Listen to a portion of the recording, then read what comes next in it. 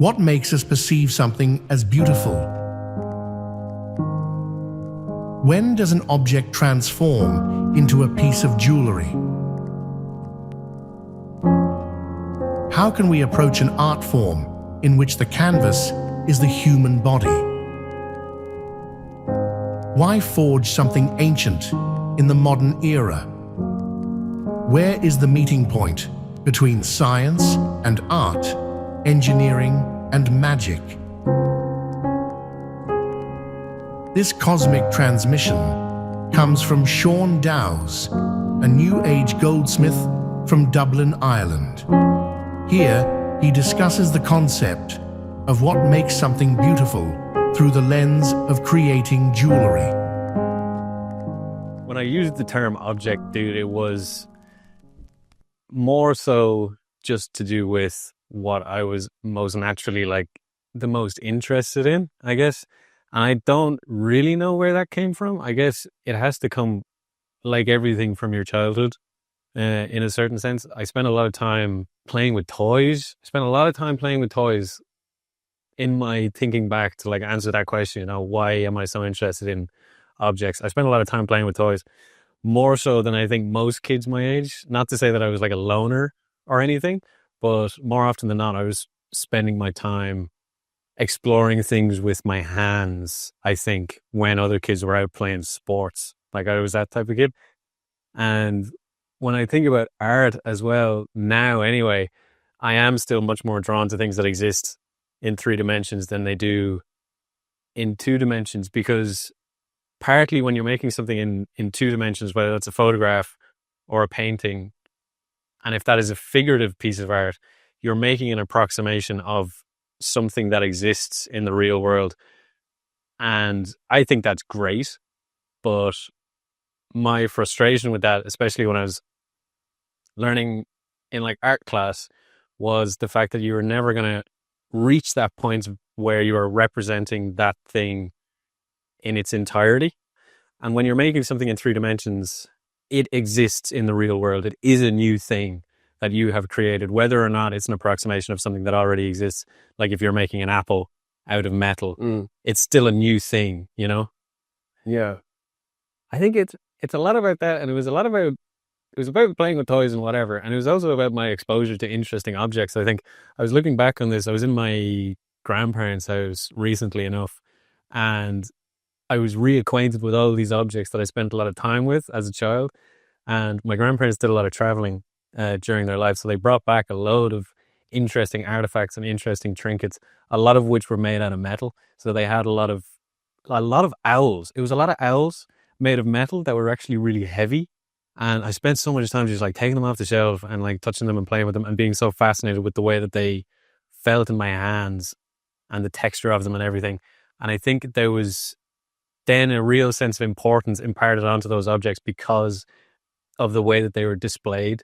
They were never just they weren't in a toy box. They were on the mantelpiece or next to the TV or in a glass case or something.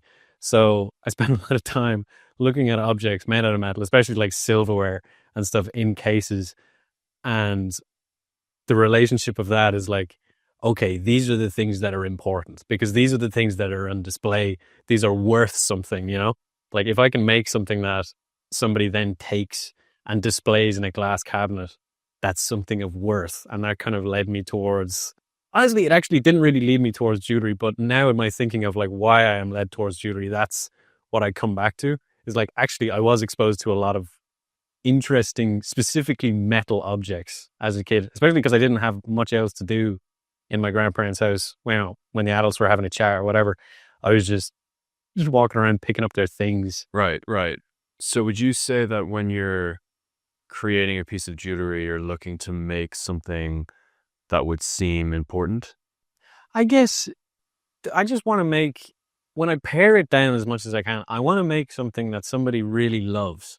That's what I really enjoy doing, because it creates this lovely kind of full circle thing of the whole process, because I love making the stuff. I really do. I wouldn't be doing it if I didn't like it. And if I am then able to give it to somebody, I also love the act of giving. I love and this was something that I used to do as a kid a lot as well. I used to make things for people and give them as gifts. That was something that I did to, I don't know, show affection. I was like, if it was a love language, it's gift giving. And then in that person taking that thing, if they love it as well, it creates a really lovely kind of, atmosphere to the whole thing, because there's love throughout it. I love making it. I love giving it. The person loves it and will keep it and will cherish that thing as well. So it's not, I guess, yeah, I like to make things of importance. And the more that you improve, especially with jewelry, the more there is an inherent importance to those objects, because you start to use more complex skills. You use more valuable materials, more valuable stones. You put more time into it, which gives it more value. So yeah, you're creating a thing of importance, but it's not something that I really think about. I want it to be important to the person that it is eventually going to end up with, but that's as important as I need it to be. Okay, yeah.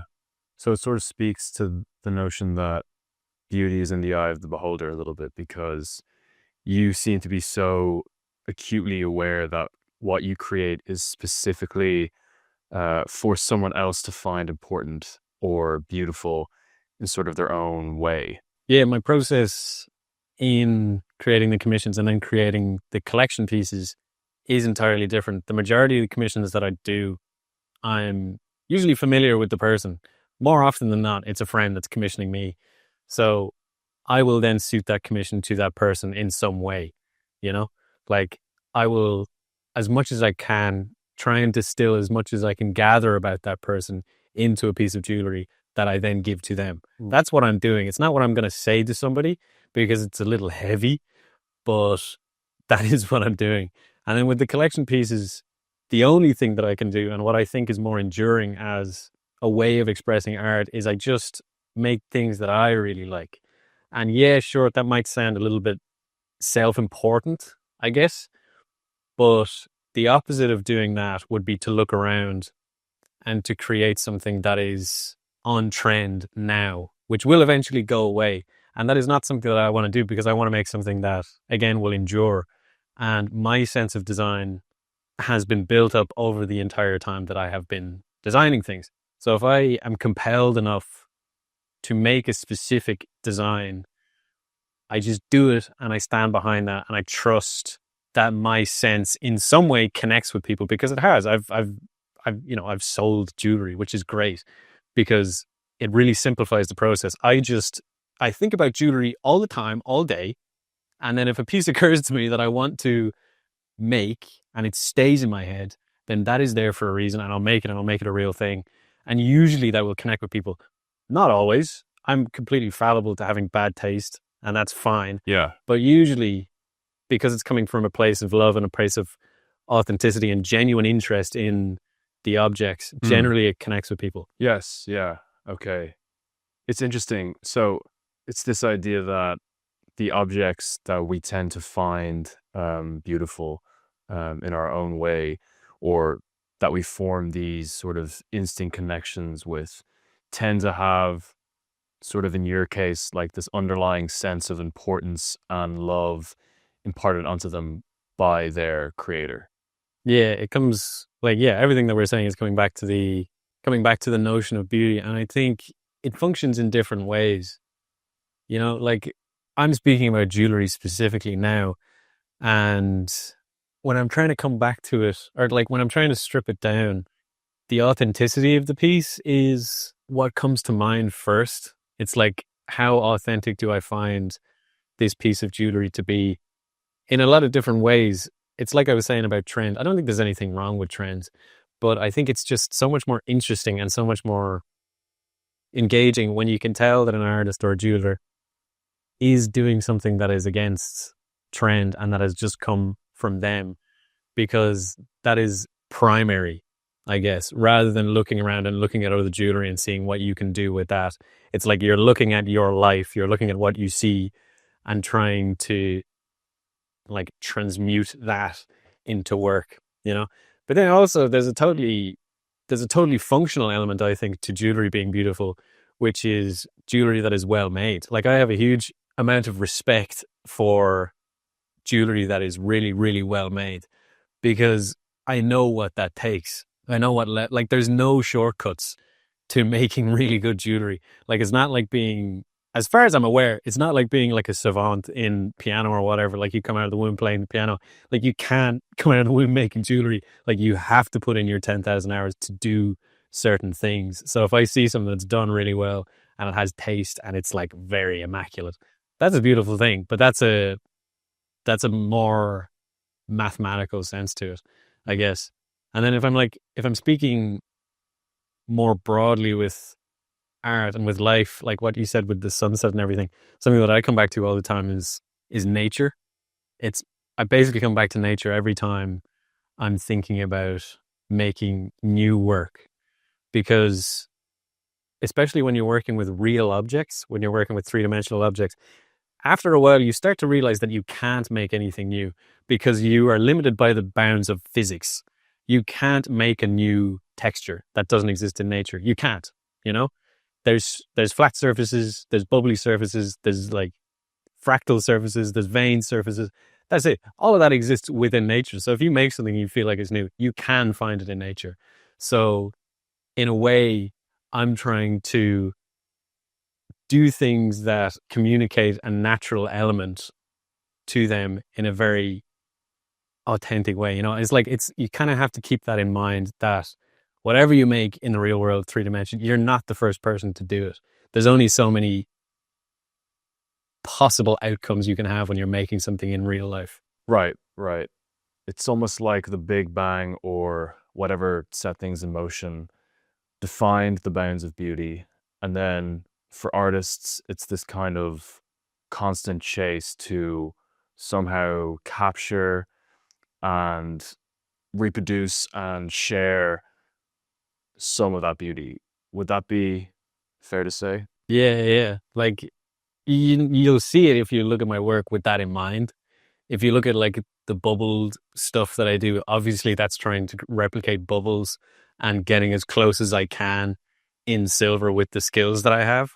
But obviously it's just not quite there. It's not quite got the specific complexity or the specific kind of shine that soap bubbles will have. You just look at soap bubbles, if you look real close at them, and this is something that they got us to do in college all the time, was to zoom in on things really, really close. That's where you get like interplanetary looking stuff. If you zoom in on things really, really close, that's where you get really interesting kind of forms and textures.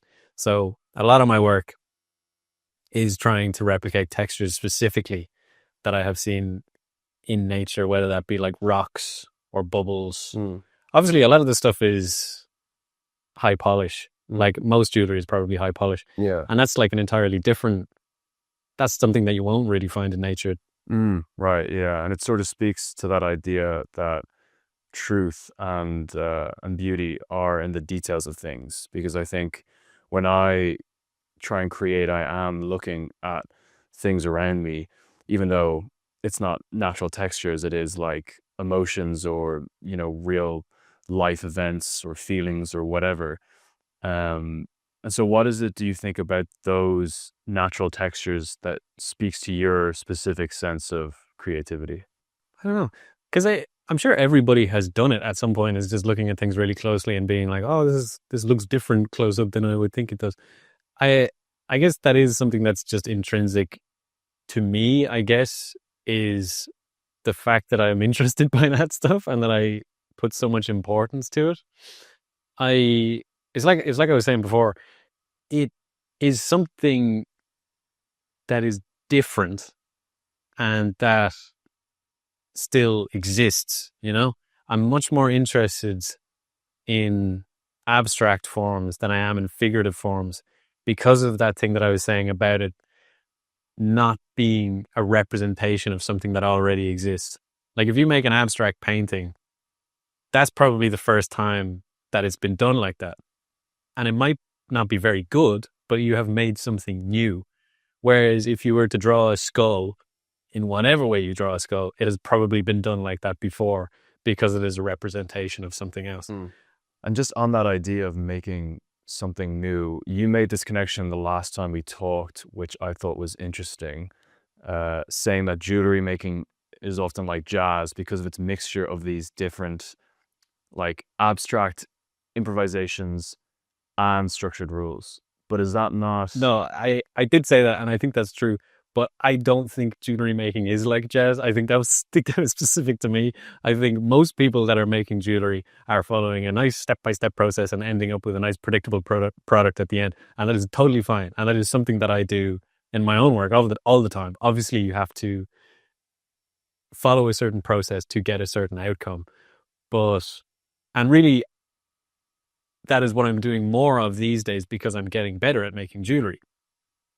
But when I'm making a new piece, and especially when I was learning how to make jewelry, this is what I mean when I say jewelry is like jazz. I was very limited by my skills because jewelry is difficult to make and it's difficult to learn and it's difficult to practice because you don't have a whole lot of room for error because the material is expensive. So when I was making a piece of jewelry, I was not so tied to the end product that my process couldn't continue. Like if I made a mistake, then you got to deal with that mistake. You can't stop and start again. It's so much more difficult to stop and start again than it is to solve that problem. So what I mean by jazz is that you'll hear a phrase in jazz, and if you listen to it in its entirety, it sounds correct. But often, if you were to cut it in half and listen to half a phrase of jewelry, it's half a phrase of jazz, excuse me, half a phrase of jazz, and you stopped in the middle, it would sound incorrect because they're not following a really rigid key. But then if you listen to the latter half of it, they're playing notes around that make the whole phrase correct, which is what I mean. So when I was making things, I would be much more influenced by the last move I made than an overarching plan, which allowed me to create jewelry a bit more effectively because I was completing projects whether or not they were what I intended them to be. And it also allowed me to learn more things, learn more skills than I would have normally because I was creating problems with myself essentially by not following a rigid structure. Yeah. I think that's a really healthy, if that's even the right word, way of working because I think I often find that I want it to work that way when I start creating something, following a step-by-step guide that will lead me to some desired outcome, because that's easier, obviously. But Yeah. of course, it like never actually works that way. And I don't even think it could, and the more I have fun exploring and experimenting, the less I actually want it to work that way because then I'd probably lose, I'd lose the magic of discovering something new, and I'd probably lose that intuitive muscle that helps me know when I have created or accomplished something that I set out to. You know what I mean? Yeah. But I suppose with jewelry making being more scientific, working with elements, it requires way more focus on some kind of preconceived process to follow. Yeah. To give a specific example, I was making a piece this week and I was going to set a small square stone into it. And it was the first time that I had set a square stone. So I knew what I was doing, but I didn't really know how it was going to turn out. So I got as far as I could by creating a square hole, by undercutting it properly, by leaving enough space for the corners, blah, blah, blah. But I ended up doing it wrong and I wasn't able to set the stone in the way that I would like to. So I removed the stone, but then you're left with a ring with a square hole in it. What are you going to do with that?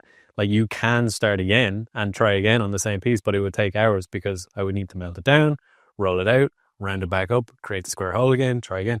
Or what I did instead was I just made the hole way bigger and then I put a circular stone in it and I polished it up and you're grand. So then you end up with a piece of jewelry, which ends up being like, it's not what I wanted to do at the start, but at the end of the day, I have another piece of jewelry rather than wasting more time. And I'm going to do the square stone again at some other point where, once I've looked back on what I did wrong and I can have another stab at it.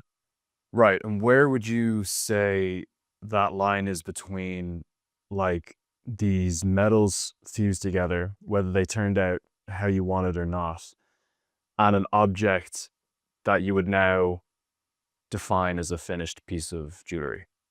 Wearing it. Yeah, wearing it. Wearing it is pretty much that's it. Like if you put it on your body, and it doesn't even have to be made out of metal, like, you know, I don't support it, but if you want to wear leather jewelry, if you want to wear wood jewelry, go for it. Like that's fine. I'm not going to stop you, but I might look at you funny. Um, but it is wearing it. Like that's the only difference. But yeah, pretty much. I mean, yeah, it's formed around the body in the same way. Yeah, in the same way that clothing is, and in the same way that tattooing is. Like it's not a tattoo unless it's on somebody's body. That's kind of it. That's the difference. I mean, you can use a tattoo gun to make drawings and stuff, but it's not really a tattoo. Then it's a drawing with a tattoo gun.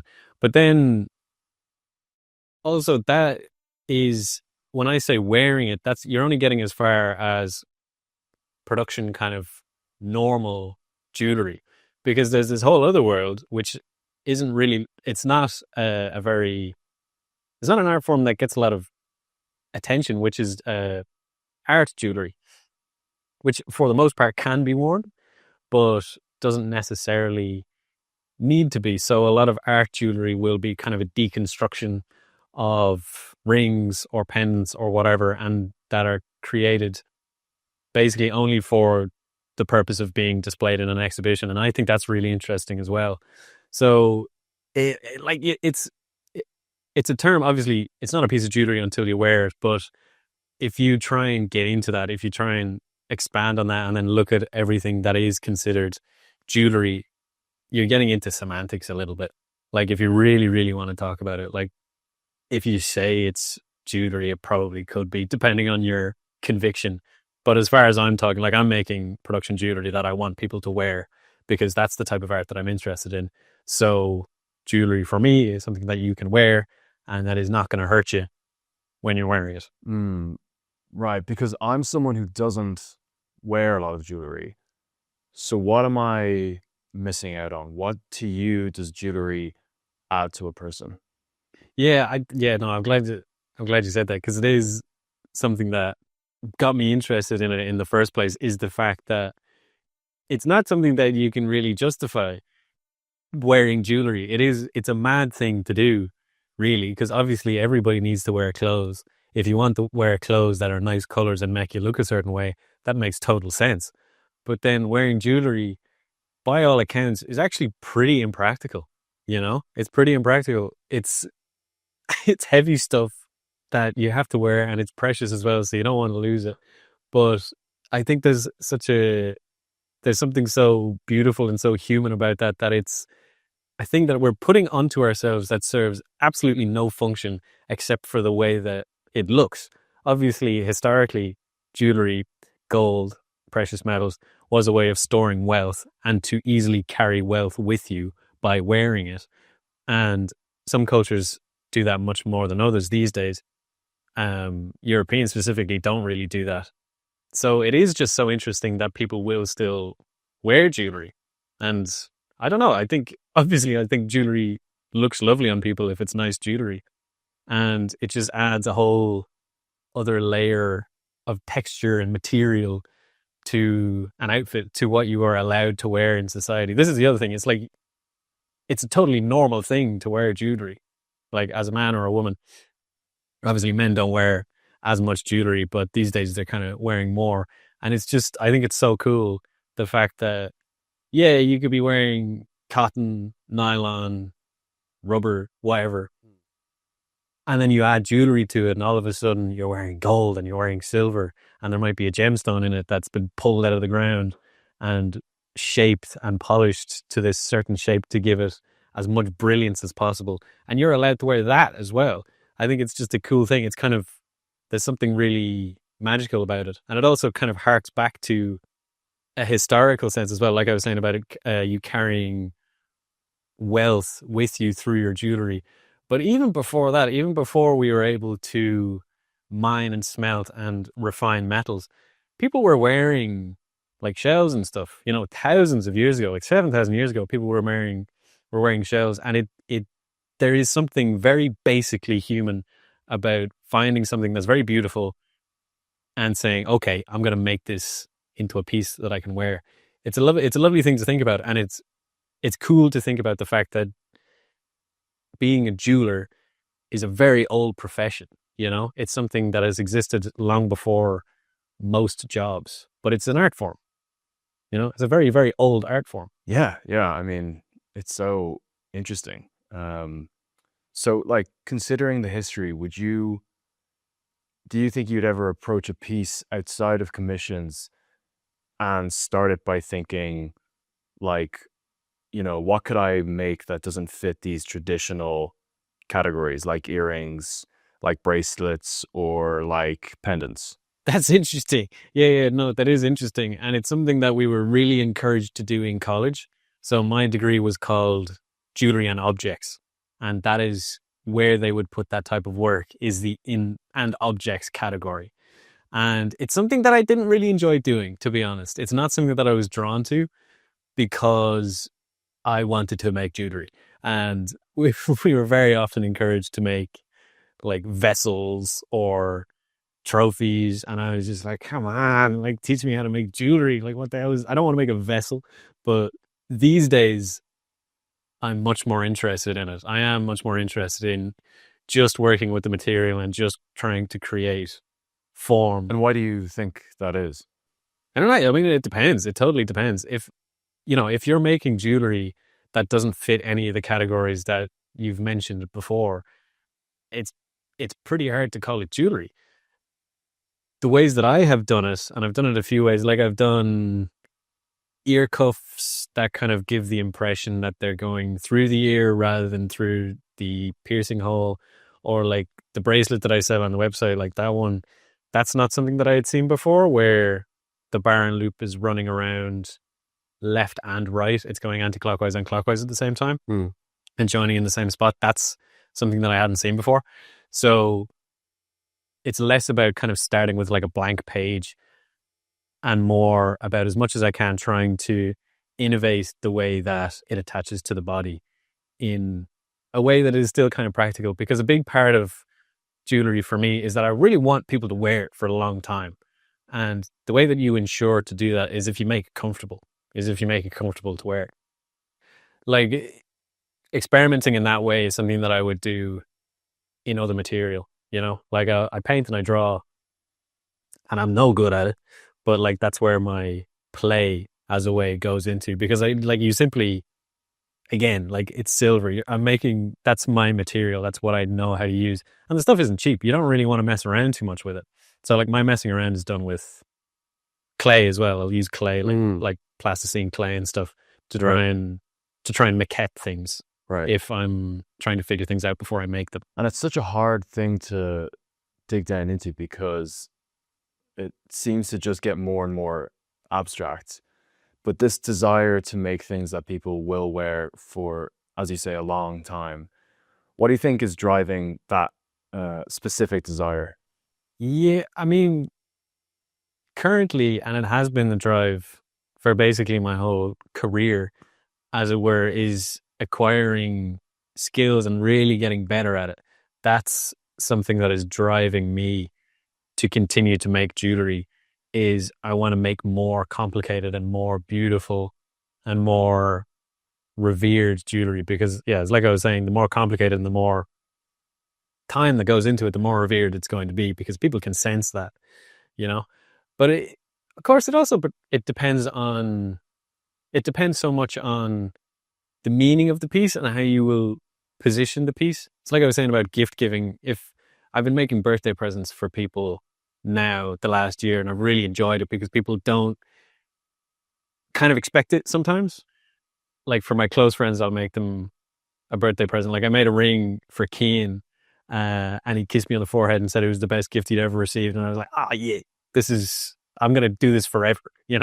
Like I'm making everybody something for their birthday. That's just because it's giving importance to the work, but it's completely separate from the work. Is the meaning in the work. Of course, yeah. And I think it's showcasing a really interesting and almost mysterious concept, which is like this ability to attach these emotional meanings or what am I trying to say, like significances to inanimate objects.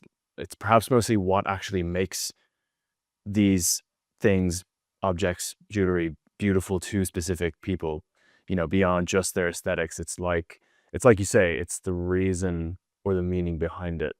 Which is what every gift is, Right. in a sense. Right. But obviously it's a great, it really saves me a lot of work in like shopping for people. You know what I mean? Yeah. Because like, no matter what I buy, I know if I make them a piece of jewelry, however happy I am with that piece of jewelry, they're going to appreciate it more than a candle. Yeah, or like something you've just picked off the shelf without any real thought. For sure, it's sort of the opposite of commerce or capitalism in the way that you're sort of thinking about why you're doing it and how you're working. Yeah, that's a good point, because I do that to remind myself of why I'm doing it in the first place. Because obviously it's my job, and so much of making a living as a jeweler is obviously selling the jewelry. So you need to market yourself. You need to make pieces that have a certain amount of marketability. Obviously, it's like I was saying, with making the collection, there's pieces that I stand behind anyway, but they are pieces that are also conveniently marketable and conveniently will fit a lot of people, or, will suit a lot of people's tastes.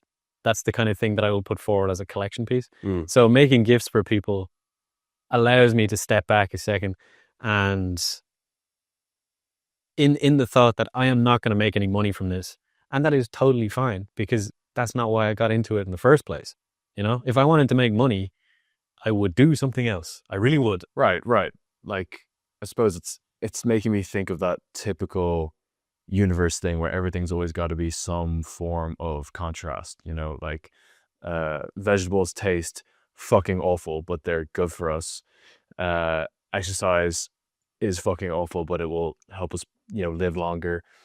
And love is the best thing ever, but you'll make zero money from it, probably. You know what I mean? Yeah, it sucks. It kind of sucks.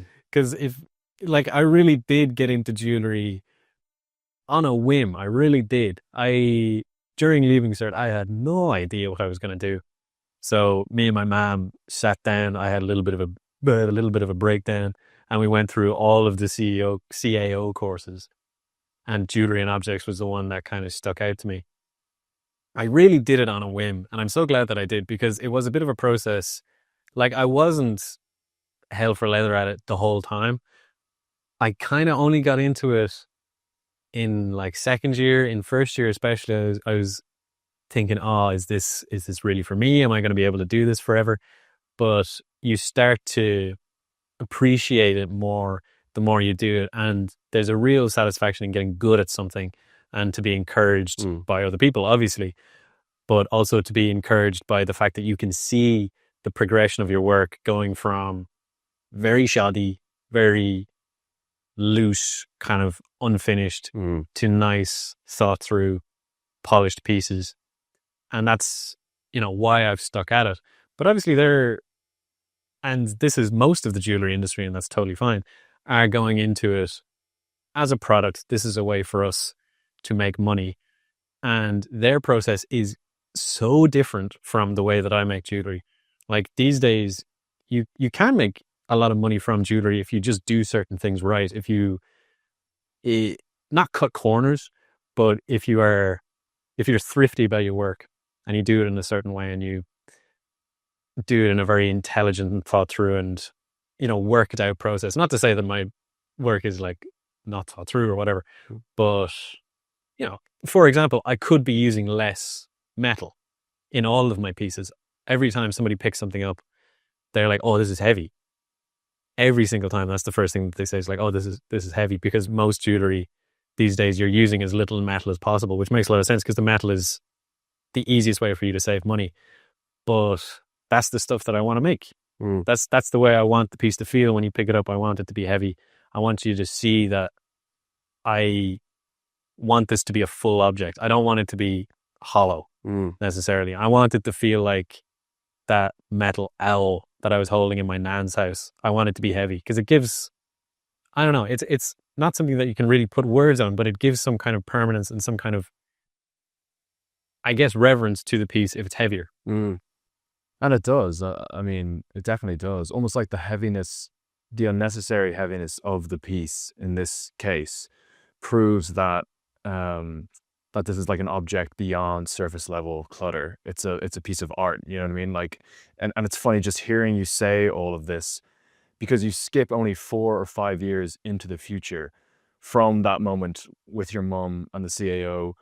And now, as you say, you do not think of anything else other than jewelry, and that is clear. You know what I mean? Like it's almost your natural inherent creativity was just waiting for this specific label or mold or whatever you call it, this thing called jewelry, for it to fully express itself. Yeah, I think about that all the time. I feel like I got so lucky with what I chose, Mm. because yeah, it was like I was saying, I was really not into it for a while, Yeah. and there's not much to tie you to it if you're not good at it and you're having second thoughts and you look forward and you realize even the best people in the industry are not making that much money. There's not a whole lot to tie you to it. But now, yeah, it's something that it's literally all that I think about is all that I want to think about. And I do feel like I got so lucky just because I really do love making the stuff. I love what I do. And I look around at a lot of people and they don't, and they even, we're not that old, but still you'd kind of want to have some kind of idea about what you want to do. And like, there's a lot of people just, slogging away at jobs, which is grand. Obviously the trade-off for that is, yeah, probably making more money than me, but I'm having way more fun. So I don't know. Yeah. Yeah. I do feel very lucky. I feel very, very, very lucky. I mean, do you think it is luck though? I mean, it just feels too specific, like too good a fit, as if, you would have found your way to this eventually anyway, somehow. maybe, because it's a very niche thing and it appeals to my interests just enough. Like, I'm really not a pure artist. Like, I couldn't be a musician or a painter, to be honest with you, because it's just too intangible.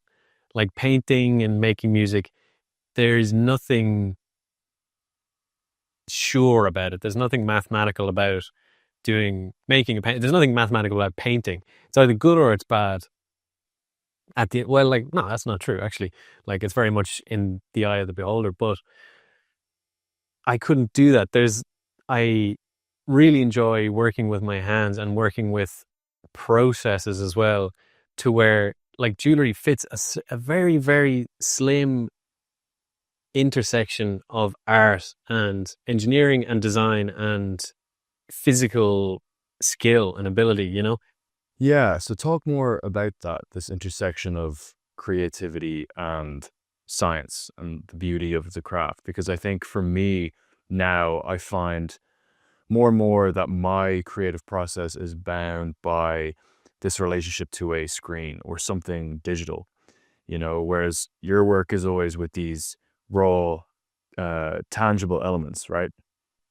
Well, I'm only speaking for myself, of course. Obviously, there's a lot of jewelry that you can design on a screen. Like 3D printing is very much the way forward.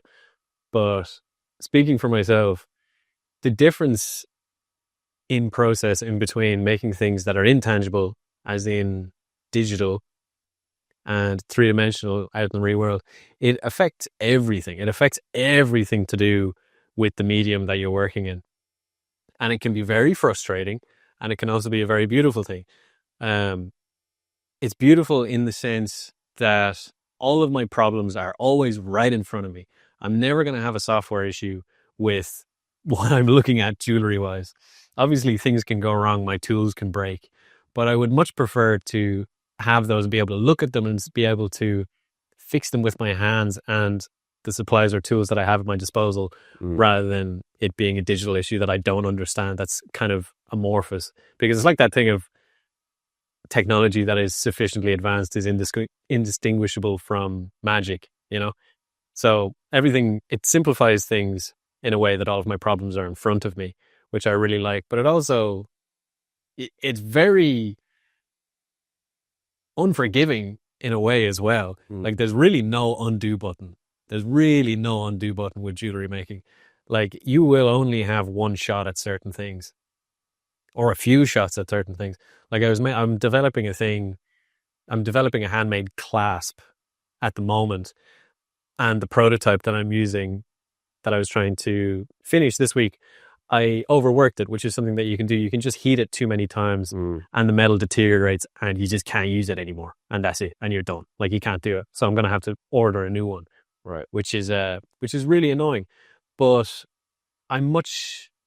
it's where I belong. It's the process that I really enjoy doing. And it also affects the way that other people will speak to you about the work. You know, like it's a great conversation starter, jewelry making anyway, because everybody has a knowledge of what jewelry is, but few people have a real knowledge of what goes into it or the specifics of it. So it's a great thing to talk to people about because I can show them it physically. I'm basically always wearing a piece of my jewelry. So like, it's a lovely medium in that sense, is in that it's so easy for people to relate to and it's easy to talk to people about, but also in the way that other jewelers will speak to you and how the jewelry industry kind of works together. It's a very even playing field, because if you take, let's say, a big tech corporation and you take a very low level employee and you take a CEO and you put them in the same room, they're going to speak to each other in a very specific way because of their position, because of essentially a hierarchy that is within the company. That doesn't really happen in jewelry, in my experience anyway. I've spoken to some very, very skilled jewelers whose work I seriously admire, and they will speak to me in the same way that I am speaking to you now, because it's like I was saying earlier, there's no shortcut to get to where that person is at. You have to put in the hours, you have to do the training, you have to do the courses, the mentoring, whatever, to make certain pieces of jewelry. But if you compare that to a tech corporation, there's, obviously this isn't completely true, but there's really no reason for the CEO to be the CEO and the low-level employee to be the low-level employee. You know what I mean? Like, obviously that's a huge generalization and I sound like an asshole, but there's probably not a huge skill difference in between a CEO and a low-level employee in the same company. Yeah, it's like there's nothing to really hide behind with your work. Whereas I do find that often when I'm crafting something with technology, I am hiding behind certain algorithms or programs, and sometimes in a small way and sometimes obviously in a much bigger way. But I almost can't help it if I want to work at a certain speed, whereas with you and with jewelry, it seems like the process can't help but nearly always be grounded, or like there's no shortcuts. Or is that not how you would like? It's not entirely true that like there's no shortcuts. It's not as if everybody's on the exact same playing field. Like, obviously high tech stuff will give you a huge advantage. That's a problem with jewelry, I think, and it's why a lot of people are deterred from doing it, is that stuff is so expensive, and all of the best tools, which will really give you an edge, like there's certain things that you can't do without certain tools, are insanely expensive, and once you buy them, then you have to learn how to use it, so it's a crazy, everything about jewelry making is a crazy fronting of costs, Right.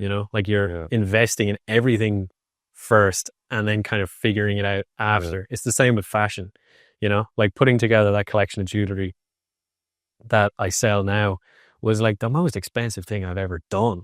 And I didn't know if it was going to work. I didn't know if I was going to break even at the end of putting it all together. Like, it's a crazy thing to do. Yeah, there's no question that money always allows the art to exist on a much grander scale. And with jewelry, I guess that seems to be more obvious than other art forms maybe. But still, the pursuit to achieve something beautiful is still somewhat fair, because of those things that we make with the tools available to us and those sort of, tricks that we develop on a budget instill a kind of beauty that could never maybe be achieved with more money. You know what I mean? Like the piece that's cut with a high powered laser offer something different to the piece that you're making with those tools that you have, and vice versa. I guess it's a lot like indie films versus big studio budget films. That's the thing. Like money and capital and access will allow you to make much more incredible things. Yeah, But that's when the art comes back into it. exactly. It's stepping back and being like, okay, that's fine. But what can I do with what I have? Which is obviously the way that I work, because I don't have access to unlimited capital. So I'm only working with what I have. So I'm making the best things with what I am able to do. Yeah, and that's where the authenticity can come into it. Yeah. So you're getting the benefit of like maintaining a direct relationship with the piece. It's an authentic effort. It's an authentic effort. Yeah. It's an authentic effort if I put my whole back into it and just use what I have. You know, that comes through. And it's much more interesting on my end to do that, Yeah. because it's like we were saying about working to the edge of your capability. That's what I'm trying to do all of the time, and just trying to expand that. And yeah, unfortunately, expanding the edge of your capability often involves money. Like it often involves buying new tools. That's the problem with jewelry. With jewelry, and you'll see it if you look up. Like, there's a lot of jewelers on YouTube, and they'll all talk about like tool envy and like absolute greed, because it's so different from like painting or whatever, to where you can create so many different strokes and so many different marks with one brush. With jewelry, because the material itself is so rigid, you literally have a tool for every single section of every single process. It takes up, I'm glad the stuff isn't larger than it is, because then the tools would take up so much space. Thankfully, I fit like 100 tools on my desk and it's great. But yeah, it takes a lot of stuff, a lot of inventory. Yeah. Yeah. Yeah. It's interesting. It's such an interesting idea to lay out all these tools that only serve the purpose or function of making something beautiful or meaningful. And yet you were also talking about a piece where the goal was to have the jewelry's design sort of be dictated by these scratches and dents that the person would pick up as they wore it. Yeah, to give context, that was the ring band that I made out of fine silver instead of using sterling silver. So fine silver is 100% silver rather than sterling silver being 92.5% silver. Right. And I made that piece so that, because it's a softer metal, it would pick up scratches and dents and whatever. And that was my intention, was with the piece, was that it would reflect more of that person's experience or life. And that's where I found that kind of beauty in that piece specifically. Yeah, it sort of speaks to that idea of longevity that you were saying you want out of your art, sort of like clothing in that way. I know, yeah. And that's, specifically, how I dress myself. I'll never wear things that are impractical, Like it really annoys me to see people wearing clothes that are impractical. But obviously I'm a total hypocrite, because what's practical about making and wearing jewelry? Yeah. But yeah, that is something that I think about when I'm designing the pieces, is that I don't want them to be fragile necessarily. I want them to pick up nice marks. I don't want my rings to go oval shaped very quickly. I want them to hold their shape, because like I keep saying, I want people to wear them, and the addition of those kind of scratches that wear is not to everybody's taste, but is something that I really like to look at. And you'll pick up so much wear, and you'll pick up so much of that stuff. And what's beautiful about silver is that, sterling silver obviously specifically, I'm not talking about plate silver, but you can clean it, like if it gets really dirty and it gets really tarnished, you can clean off the tarnish and the dirt, and you can leave the scratches and the denting and the wear and the character of the piece, but you can make it look functionally brand new, with all of that stuff embedded in it, which is, it's a very nice material to work with. Like the piece of jewelry will be finished with me, but it won't be finished with you. Right. Yeah. Like it'll continue to develop and change slightly. That's a good way of putting it. Yeah. So to switch gears then a bit, I like to talk about your process of actually capturing ideas in their initial form, because, as you say, it takes so much time and effort to craft any version of the actual piece.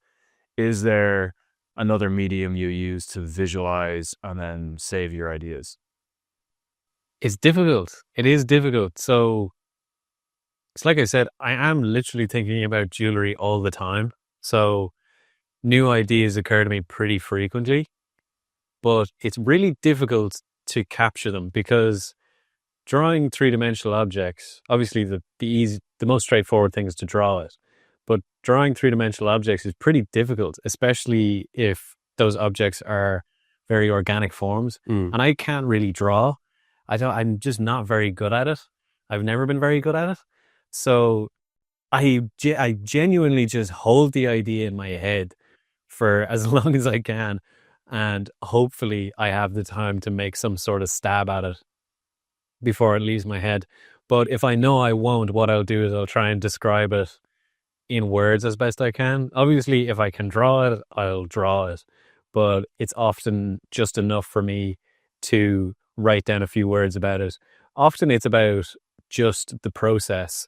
So mentioning a tool, mentioning a way that I could use it in a different way that I haven't already, and what the outcome of that would look like. That's kind of my way of capturing ideas. Sometimes I'll make them out of clay if it kind of makes sense. If I'm testing things, I'll often make it out of clay to just see how it would look in real life, in scale. That's pretty much how I do it. And so in these instances then, is it more common for the end piece to turn out as you first imagined it? And if so, is that because your initial visualizations are bound by what you know is possible for you specifically? Yeah, exactly. That's what I was about to say. It's very much bound by what is possible. Like, I've been doing it long enough now that actually I can kind of iterate my work pretty accurately in my head. Like, I'll think of a piece that I would really like to make, I like the look of, and then I will try and make it in my head. That's literally what I'll do. I'll sit there. Often when I'm doing other things, I'll do it. So like, I work in a jeweler's, and often I will be polishing, it's pretty monotonous work. I don't mind it. It's pretty monotonous work, but I have the headspace to literally be making more jewelry in my head while I'm making jewelry with my hands. So I can figure out problems in my head sometimes to a pretty successful degree, more than you would think is actually possible. Yeah.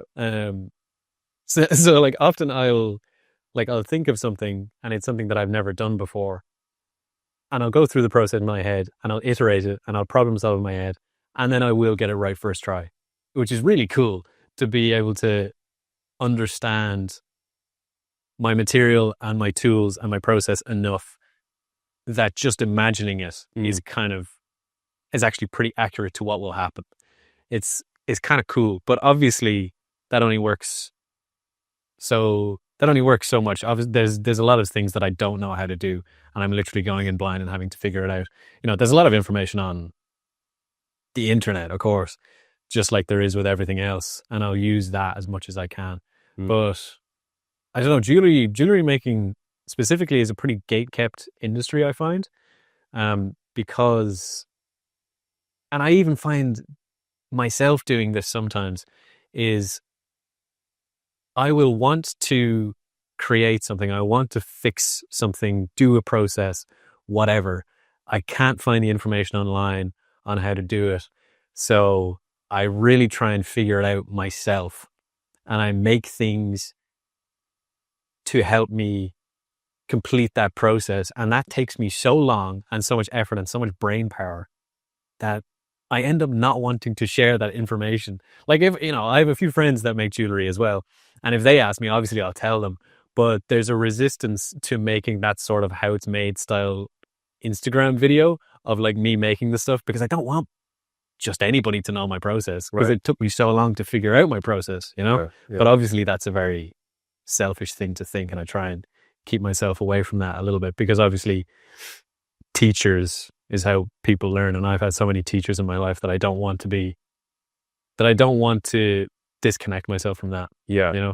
Yeah. No, it's a good point. And so normal for everybody. Yeah. I don't want to like complain about gatekeeping and then gatekeep myself. Yeah. You know? Yeah.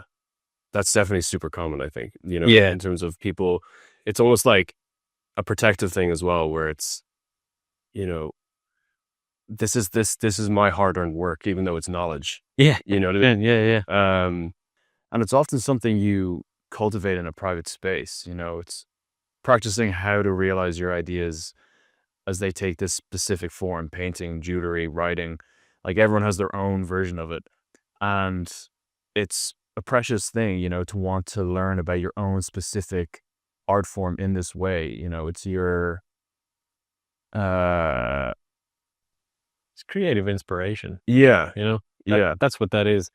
And it'll come to people in different ways, in different mediums, because that's what you choose to focus on. yeah, And the best thing that you can do for that is just allow it, is to get out of your own way and to hold on to ideas that come to you naturally, and to have trust in those ideas specifically. That's what I mean by them being authentic in a way. yeah, Because those ideas have occurred to me, and I am somebody who is who's thinking about jewelry more than anybody else I know, taking out the jewelers, So if those ideas occur to me, there's probably something true about it. There's probably something authentic about it. yeah, Yeah. It really starts with the conscious effort of like, okay, I want to be a writer. Okay, I want to be a jeweler. I want to make jewelry. And when you start out, that's the thing, because you're holding on to something. You're holding on to an idea, an image of yourself in however long, when you're a jeweler, when you're a writer, whatever. But that does quite quickly go away. The more that you do it, the more that you practice it, and the more that you continually decide to spend your time doing that, it does just become a compulsion. Like, I make jewelry 5 days a week. That is what I do. That is what I have deemed and what is now the most useful use of my time. Like, yeah, it's interesting. And I definitely do get cabin fever, literal cabin fever, because I'm working in a shed at some times, because the work isn't going well. That's usually when, obviously, it's the same as everybody else. That's when the dissatisfaction comes in, is when something unpredictable happens and all of a sudden you've got a day full of potential has turned into a bad day of work. Like, that happens all the time. And then going back to that and still deciding the next day to make more art in your chosen medium. Yeah, it's something that doesn't, you have it once you have it, and you're not going to go into that with that kind of mentality and that kind of discipline, but it does come from somewhere, right. If it's working for you, you'll have it, as long as you're still making progress. Yeah. It's maybe why I stopped drawing, because I wasn't making any progress. Right. Yeah. And it's almost like to like go back to like the topic of everything in this scenario. Like, it's almost like an addiction to making something beautiful, which encompasses all those things we were talking about. And once you find some sort of way that you seem to inherently get further or think more about than other people, you go, like, you lock in and go, like, this is how I'm going to do that, though. That's my thing. This is how I'll express that want to like create something. It becomes your specific loop of struggle and reward. Something that feels unique to you, or that fits you in the way that it needs to. The loop of struggle and reward is the only reason that people will work, or is the only reason that people will derive any kind of pleasure from their work. Obviously, you can just work for money, and that's fine. But yeah, doing something that allows you to go into the unknown, figure something out, and then come back with something that you can show, something that is representative of your time and your effort. It's a beautiful thing, and that's what making all art is, really. Yeah, well said. So I guess, is there anything else you'd like to touch on, any topics that we haven't raised yet in regards to the art form? I guess I have more to say about the relationship of jewelry to the body, because it is completely inseparable from the body. Right. Because it's jewelry, you have to wear it. It's not jewelry. It's like we were talking about. It's not jewelry unless you're wearing it. But it's interesting to think about just how deep that goes, you know, because if you're wearing jewelry, if you're wearing a bunch of jewelry, it completely changes the way that your body feels, specifically, obviously, the area that you're wearing the pieces. And then it actually has such an effect on my body in making this stuff, obviously, because it's a very physical job. And it'll wreck you if you do it wrong. It really will. And it wrecked me when I started. And I thought, like, I was working in the jewelers and I was coming home every day with sore fingers, with calluses, with little cuts on my hands. And I was just like, oh yeah, it's just part of the job. Like, I'm a jeweler, my hands are wrecked. And now looking back, I can say, okay, no, that is not something that's intrinsic to the work. I was just a really shit jeweler. Like taking care of your body and taking care of your hands is so much more important than you realize when you start out, because that happens to you. You cut yourself, you get little micro injuries because you're rushing. And you feel like, okay, but it's okay because I'm rushing and I'm making jewelry more quickly. But then the more mature way of looking at that is, okay, I'll slow down. I'll do this in a way that allows me to not injure myself. And then I won't be dealing with that injury for the next 2 weeks or whatever. Because yeah, you can rush, but if you injure yourself in the process, that injury is going to create more problems for you than the rushing was solving in the first place. And it very much affects the way that I live and inhabit my body specifically. Like, it's not a very, like, jewelry itself is a very ergonomic thing.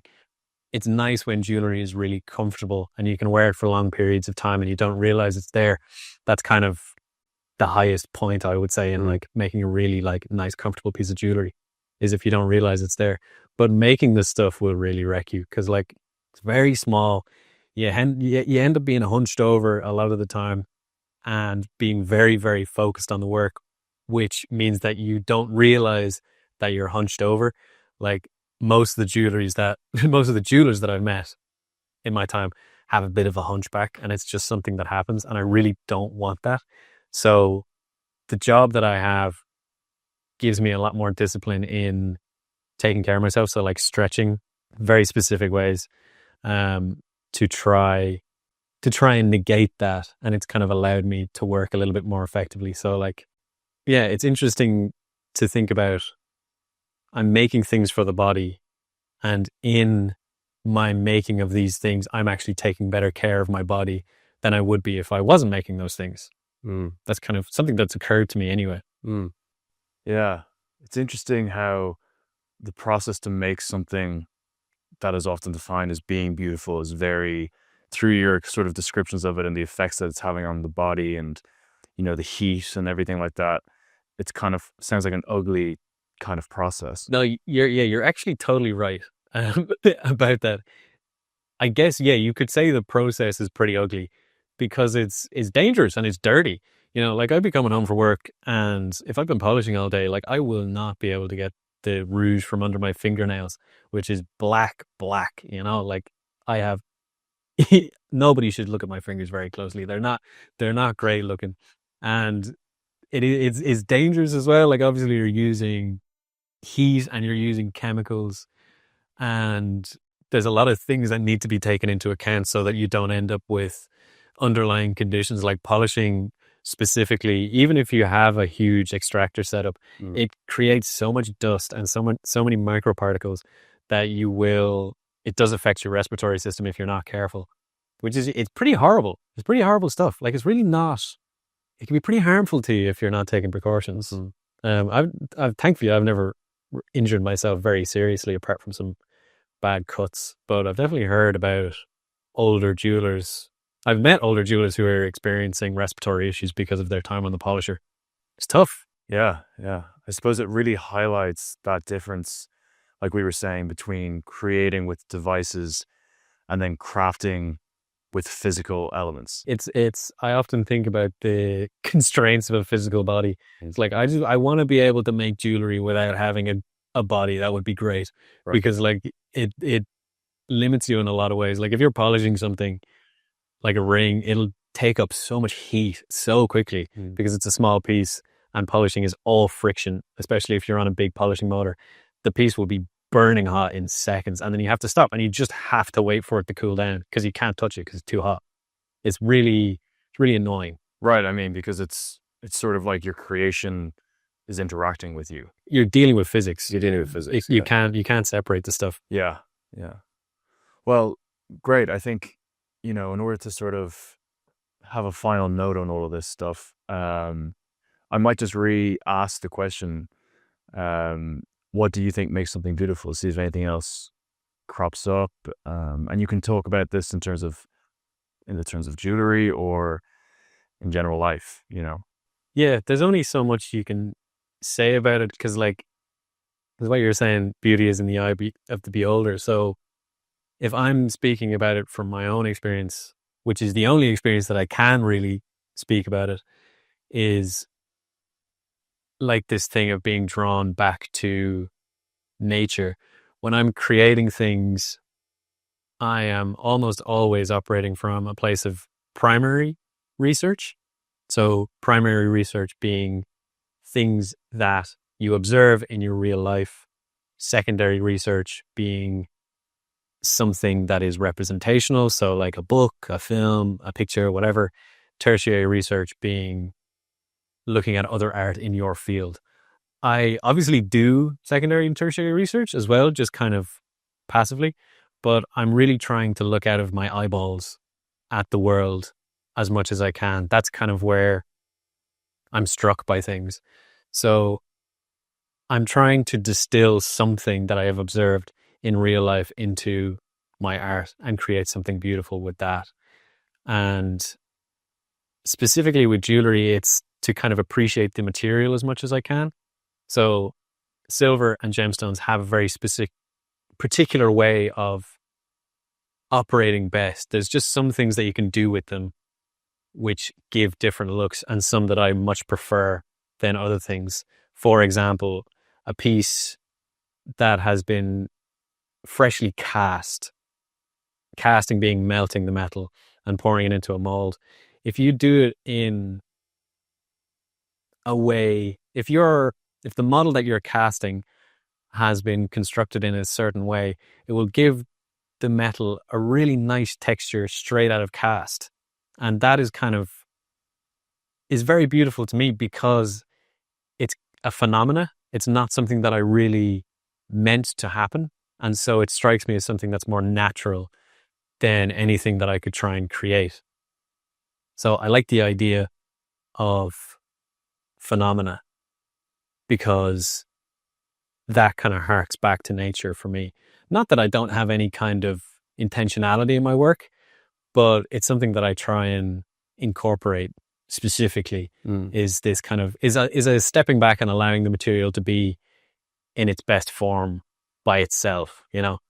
That's something that's kind of inextricable from jewelry, is that you don't want to overwork it, because if you create a form and you mess something up and you fix it, fine, you can probably do that once. But if you fix it over and over and over again, you're going to change the entire piece. If you re-polish something over and over and over again, it's going to soften all of the corners, because essentially with polishing, you're removing material. So if you were to polish a sharp cube 10 times, it would then be a soft cube. So you don't want to overwork your pieces. So I try and almost do as little as possible, really, and just allow the piece to be in its raw state, and just display that as best as I can. That's something that's specific to my work that I find very beautiful is natural phenomena. It's something that I've done with the bubble textured stuff as well, because the way that I make that is to drop wax. So I make a wax model first before it's cast. I'm dropping that onto the piece to create bubbles, and I don't have complete control over that. So every bubble is slightly different than the next one, and some might be slightly oblong, or some might be sitting in a slightly weird place. And I like that because I'm not in complete control of that. So I've made something that doesn't entirely make sense to me, Yeah, so in a sense, beauty often comes from the things we can't fully understand or control, but which happen around us, nonetheless. And this is, like, as you say, it's obvious with nature, like externally, and then I guess to get more abstract, it's obvious with the things we don't understand internally, like emotions and conscious perception and all that kind of stuff. Yeah, and I think to get deep about it, like it speaks to the nature of reality. You're not. Yeah, sure, you're seeing and listening and using your senses to take in as much of the world as you can, but it's not an accurate portrayal ever, ever. You don't. What you're seeing is not the full representation. It's not the full texture or quality of everything that you're looking at. That's just not something that you can perceive. So I like to make things that don't make complete sense to me. It's something that I try and do if I draw or paint, which I kind of rarely do, but I still like to do sometimes, is the intention to make something that doesn't immediately occur to me. If I make something and I step back and I'm kind of puzzled by it, but it still works, that's very interesting to me. Yeah. And I think that's like, it's something that I spent a lot of time doing as a kid, was looking at, specifically abstract art as a very young child, and being like, really trying to figure it out as if there's something else going on. Obviously, I didn't realize at the time that there's nothing else going on with abstract art, but I would just sit there and look at abstract art and be like, why is this important? Why have people decided that this is important? There must be something about it that is more than I understand, which is kind of, I like to make art like that, that prompts me to step back and think about things and almost be inspired by my own art in conclusion to that, I guess. Yeah. It's like, you're feeding your own pursuit of meaning. It's kind of how we feel about everything in life. I think, like, we either find a reason, or we're given a reason, or we just create our own, and it reminds me of that quote. I think we talked about it the last time we were together. Art without meaning is just decoration. Because often I think, when someone says, God, I find that really beautiful, they probably have some unconscious or, conscious reason as to why. Yeah. It's a tough question to answer. There's not really there isn't an answer to that. Some things are just beautiful because they are. And yeah, it's interesting you say art without meaning is just decoration, because that is what jewellery is. And that's actually what I like about jewellery. It's actually what I like about the art form, is that I don't need to have a meaning behind it. Like, any great painting is going to have a meaning behind it. And I think that's fine. That's grand. But I don't know. I don't have a whole lot of time for art that looks unpleasant, but then there's a big paragraph beside it explaining the significance and the meaning behind the piece. Obviously, I'm not diminishing the importance of these pieces. It's just not something that appeals to me. I just want to make something that looks beautiful, and I don't need to understand it, and that is something that I pull from real life a lot. It's like, you can't understand real life, but you can still find it to be very beautiful, and yeah, it is just decoration, but it speaks kind of to the meaning of why you'd even decorate yourself in the first place. That's kind of an interesting, deep question of, why do people choose to do this over and over again? There must be a meaning to it, even if it is just decoration. But there's a history to it, maybe is a better way to say it. Yeah. I mean, yeah, that's perfect. I mean, there is no real way to define it, and obviously when you pose a question like, what makes something beautiful, that can always be the answer. But I think you've really touched on some solid pillars, through the lens of jewelry, about, this history of seeking some kind of truth or love or meaning or authenticity, to really try and capture, what it is that goes on in our heads when we look at something and we think, that's beautiful. It's inherent. I guess it's an immediate type of response that you're going to have to that, because some things are only beautiful once you realize the importance or significance of them. And then there's some things that you look at and it's beautiful, and there isn't a science really to that, but there is some kind of universal framework as to what makes things beautiful. And you can try and explain it in as many words as you want. And I'm sure if you take a sculpture degree, they'll probably try and explain it to you in that way. But you're not going to get the full essence of it. And really, you just practice and you try and refine your sense of composition and your sense of like completion and your sense of making something that you really like. And then the closer you get to really loving it yourself, I think is usually a very straightforward way to make something beautiful. That's kind of the way that I work. But if you're asking me to explain why something is beautiful, the answer is going to be different for every single person. And I've tried it in my words to explain it in my way, but it's going to be totally different. Like some people are really not going to relate to that, and that's fine. And I think that's something that's really nice about human nature as well, that people have different interests and different approaches because of their experience and because of their past. That's why every culture's art looks different,